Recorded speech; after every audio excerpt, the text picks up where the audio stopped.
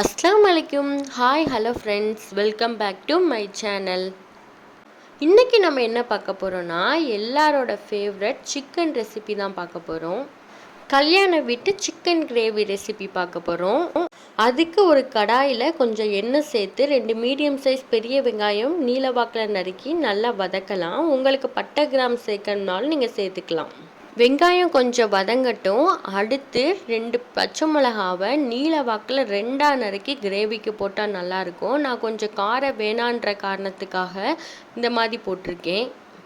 நல்லா ப்ரௌன் கலரில் வெங்காயம் வந்ததுக்கப்புறம் அடுத்து தக்காளி சேர்த்துக்கலாம். எந்த அளவுக்கு ப்ரௌன் கலரில் வருதோ அந்த அளவுக்கு நம்மளுக்கு கிரேவி கொஞ்சம் டேஸ்ட்டாக இருக்கும்.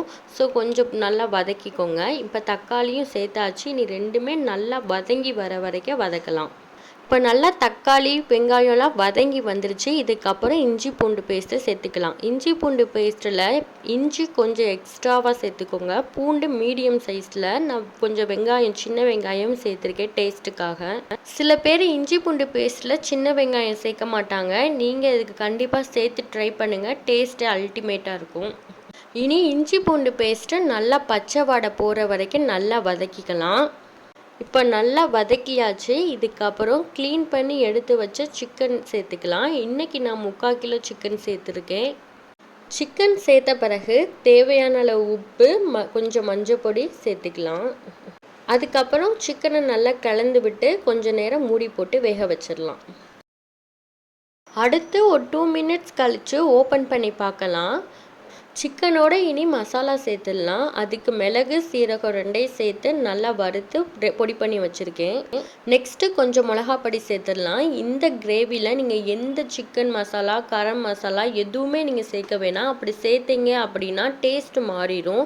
கண்டிப்பாக இந்த 2 பொடி மட்டும் சேர்த்தா போதும். டேஸ்ட் அல்டிமேட்டாக இருக்கும். கண்டிப்பாக இதை மட்டும் ட்ரை பண்ணுங்கள். அடுத்து நான் 2 மீடியம் சைஸ் உருளைக்கிழங்கை இந்த மாதிரி கட் பண்ணி சேர்த்துக்கிறேன். இதோட கொஞ்சம் தண்ணி சேர்த்து கலந்து விட்டுடலாம். உங்களுக்கு உருளைக்கிழங்கு வேணான்னா ஸ்கிப் பண்ணிக்கோங்க. எனக்கு இந்த மாதிரி சேர்க்க ரொம்ப பிடிக்கும். அடுத்து சிக்கன் வேகிற அளவுக்கு தண்ணி ஊற்றி ஒரு 10 மினிட்ஸ் நல்லா மூடி போட்டு வேக விட்டுறலாம்.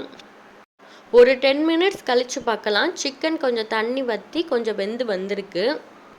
இன்னும் 10 மினிட்ஸ் கழித்து கிரேவி திக்கானதுக்கப்புறம் ஆஃப் பண்ணாலும் இந்த ஸ்டேஜ்லேயும் கிரேவி அல்டிமேட்டாக இருக்கும். இல்லைன்னா தேங்காய் பால் கொஞ்சம் ஊற்றி ஒரு 1/4 மணி நேரம் கழித்து கிரேவி திக்கானோடனே ஆஃப் பண்ணுங்கள். அது வரைக்கும் கொஞ்சம் மூடி போட்டு வேக வைக்கலாம்.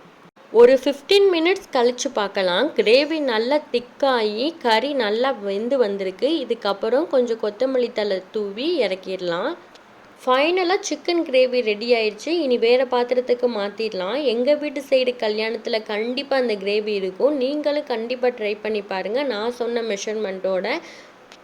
இந்த வீடியோ உங்களுக்கு யூஸ்ஃபுல்லாக இருக்கும்னு நினைக்கிறேன். இந்த வீடியோ பிடிச்சிருந்துச்சுன்னா மறக்காமல் நம்ம சேனலை சப்ஸ்கிரைப் பண்ணிடுங்க. தேங்க்யூ.